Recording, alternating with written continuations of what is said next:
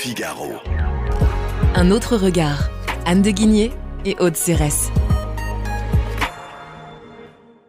Bonjour Anne de Guigné. Bonjour Aude.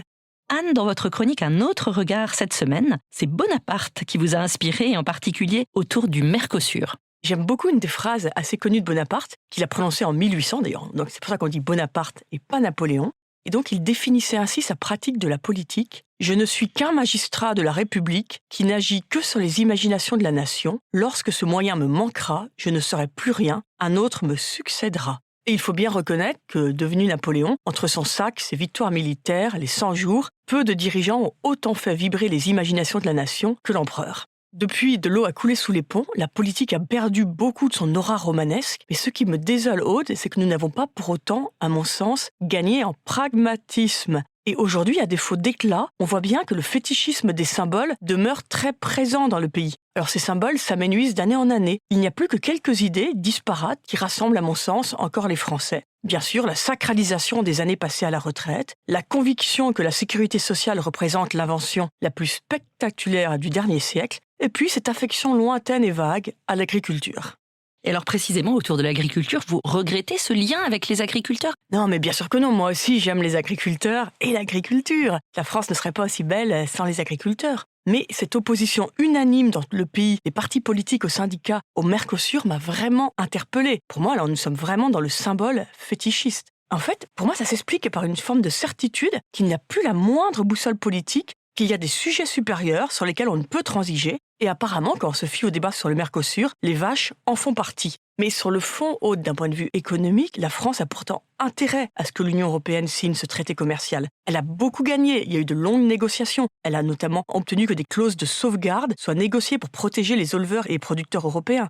Par ailleurs, de nombreuses filières, qui n'osent d'ailleurs pas tellement parler, profiteront des débouchés offerts par l'ouverture des marchés d'Amérique du Sud. Et puis au moment où Donald Trump ne cesse de vouloir élargir son hégémonie sur l'ensemble de l'Amérique et que les Chinois, beaucoup plus discrètement mais très efficacement, s'activent pour fermer ces marchés, comment imaginer qu'il soit judicieux pour l'Europe de fermer la porte après 25 ans de négociations au Brésil, à l'Argentine, au Paraguay et à l'Uruguay ? D'autant que ces pays sont très riches en métaux critiques, vous savez, une matière première essentielle pour toutes les industries de demain et une matière première dont notre approvisionnement dépend aujourd'hui de la Chine.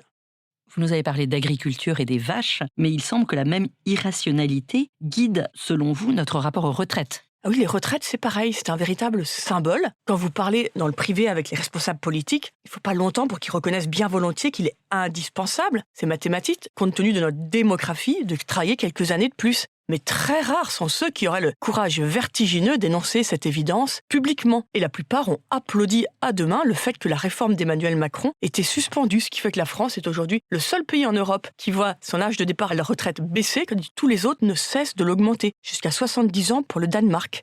En quelques années, la France est passée de 800 000 naissances par an à aujourd'hui environ 650 000, et ça ne cesse de décroître. Donc, conséquence, d'ici 2030, il y aura environ 150 000 jeunes actifs de moins qu'aujourd'hui pour toujours plus de retraités. Donc, bientôt, vous ne pourrez simplement plus financer la sphère sociale si vous ne décalez pas l'âge de départ à la retraite.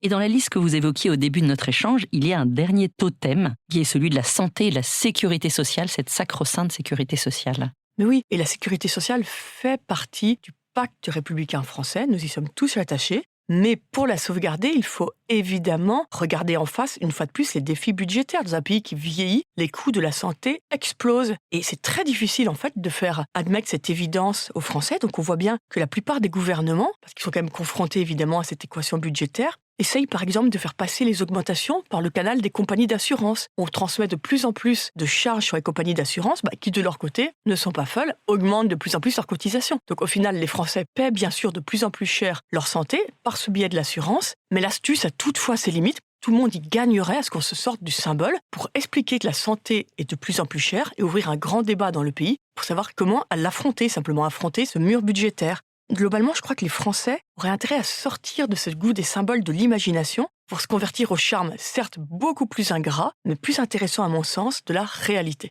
Merci beaucoup Anne. Merci Aude. Je rappelle qu'on peut retrouver votre chronique Un autre regard sur le site du Figaro, sur Figaro Radio et toutes les plateformes d'écoute. À bientôt. À bientôt.